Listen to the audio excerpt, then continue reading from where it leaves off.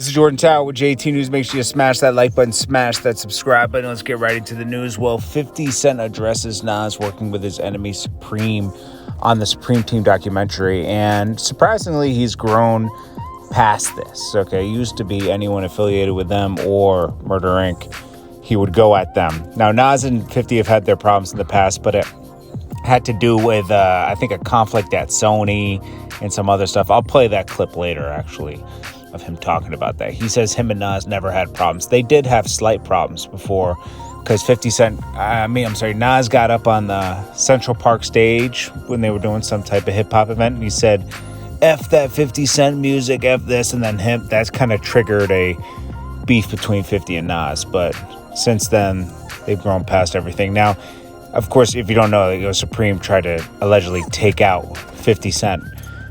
So doing a documentary on the Supreme Team, you'd think that he'd have a problem with it. But he said, they were legendary in Queens, and it was a story that needed to be told. Just we had our differences. Now, he also talked about how Supreme did some missteps in jail and got his arm broken.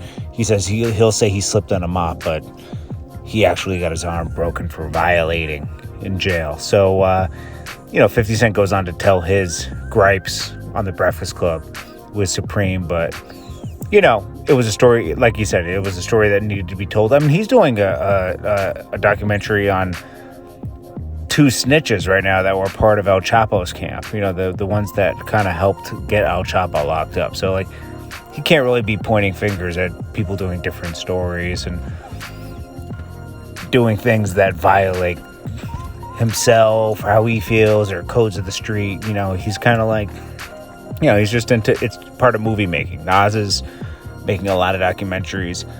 He's making a lot of documentaries and, selling them to these different platforms.